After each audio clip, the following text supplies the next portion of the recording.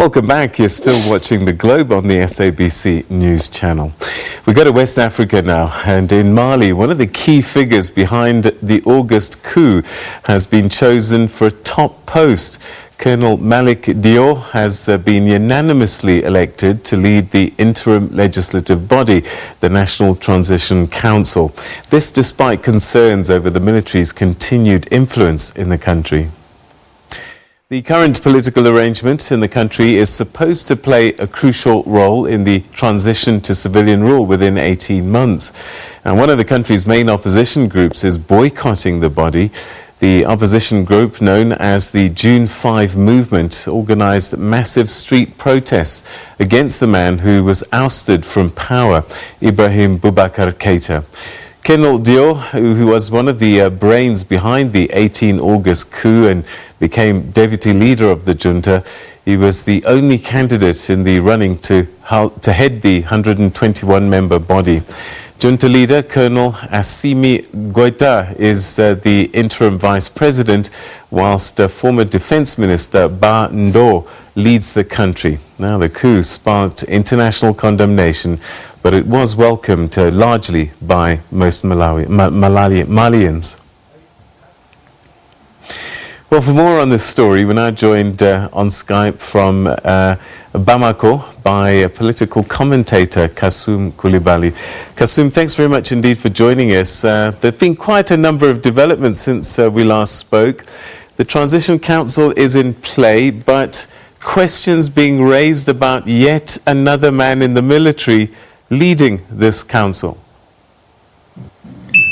Thank you very much for having this conversation today about the transition period in Mali. Of course, we have now the National Transition Council in place, but we can assume that there is some bit difficulties inside this transition council, but also the general governance of the transition at the global level. So we can say that today one of the members, who is called Ibrahim Boubacar has resigned today because he has been nominated by the National Council for Salvation of the People without his consent. And let me remember that this Imam Umaru Diarra is one of the members of the M5 RFP.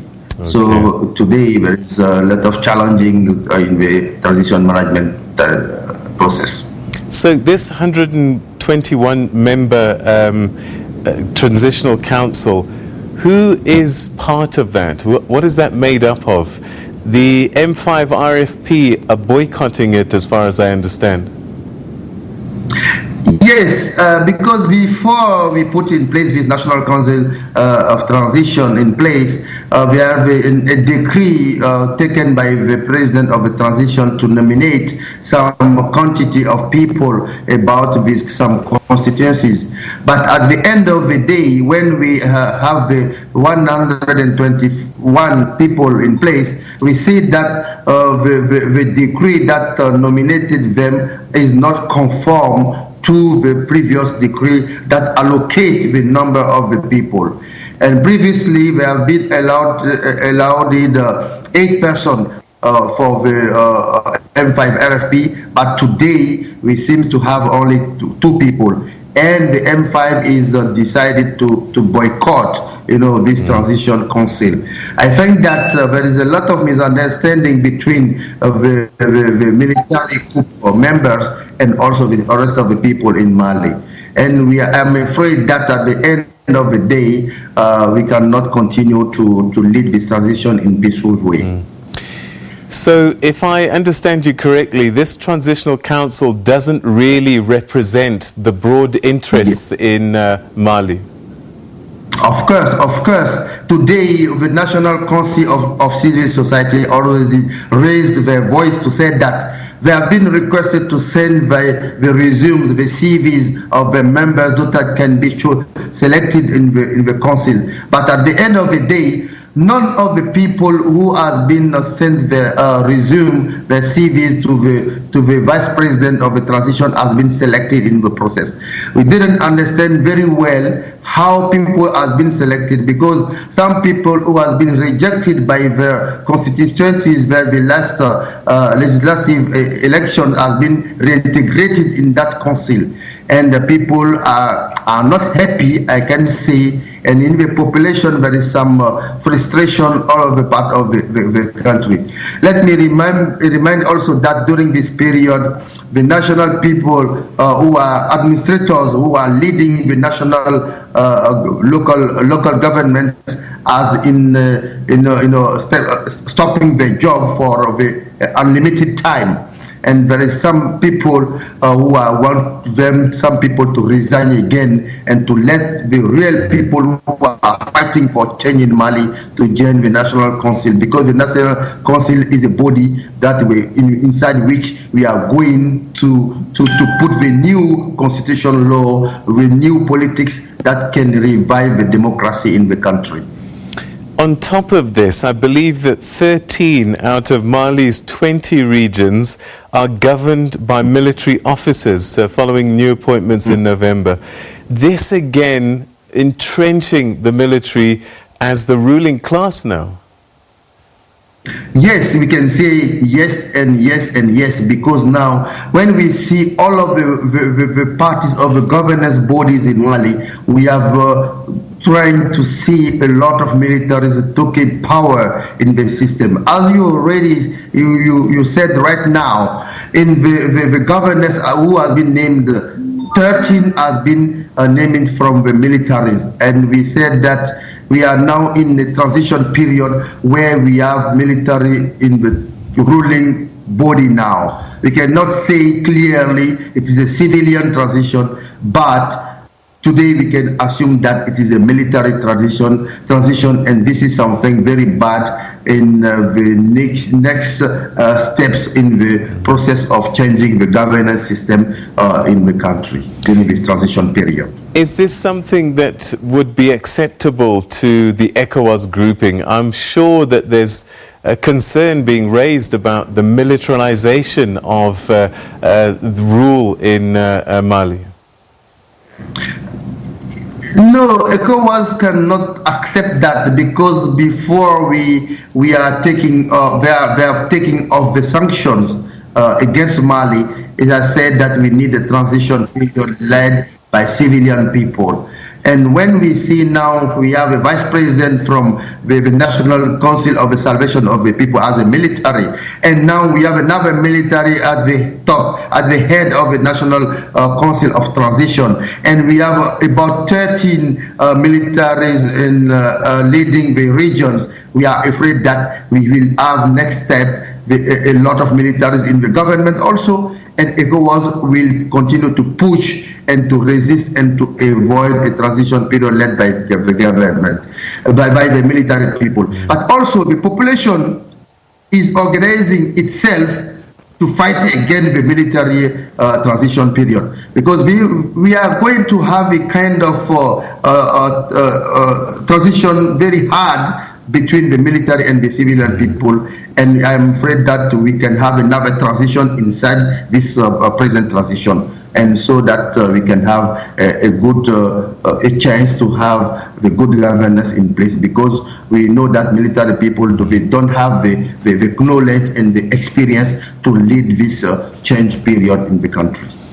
Are you saying that the M5 could lead protests again in the same way that led to the downfall of Boubacar Keïta? Absolutely, absolutely true. The N5 RFP is organizing its groups and the political parties, civil society organization, and I can say that before the end of December we can have some protest movement at the place of independence. And they are not only the M5 people, other groups are organizing themselves to join their force and to fight against the military people who are taking all of the places, all of the governance system now in place. So I am very afraid about the next tension inside the country. But we hope we hope that Ecowas and the African Union can come on board and to prevent these conflicts that can happen in the country in the next days and next weeks and coming months in the country. In the meantime, there seems to be a growing insurgency, militants linked to Al-Qaeda, Islamic State, in the Sahel region generally, that whilst the military seems to be focusing on politics, are they losing sight of this growing problem of militants in parts of the country? Yes, you are true. Now they are focused on political issues in Bamako, only in Bamako, which is the capital city of the country. And they are forgetting the real mission they had, that is to bring peace and security inside the country.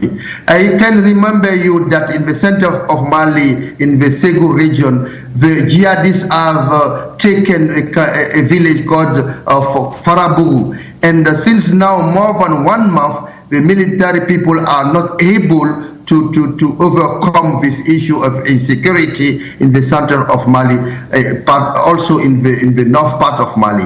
And I find that people are now frustrating and very disappointed of the work they are doing, because they are not bringing security, they are not bringing peace, and they are focused only in Bamako to take the places in governance system so that maybe they can get money, or they can get over a political position in the next election, that maybe they want to put someone in place that we can influence in the management after the next election.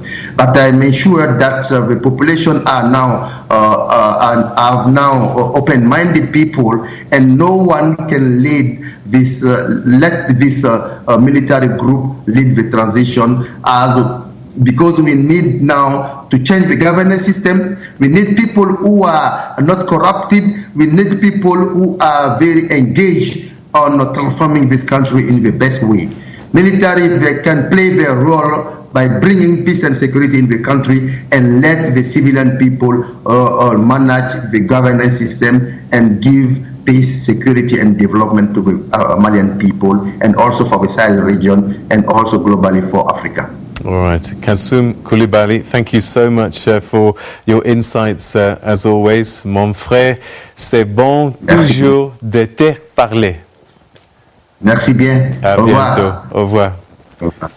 All right, and that's where we'll leave that for the time being. So, looks like tensions brewing as the military continues to enforce itself, I suppose, on the people, taking up key positions in the Transitional Council, governing its regions as well. We'll keep a tab of that story for you.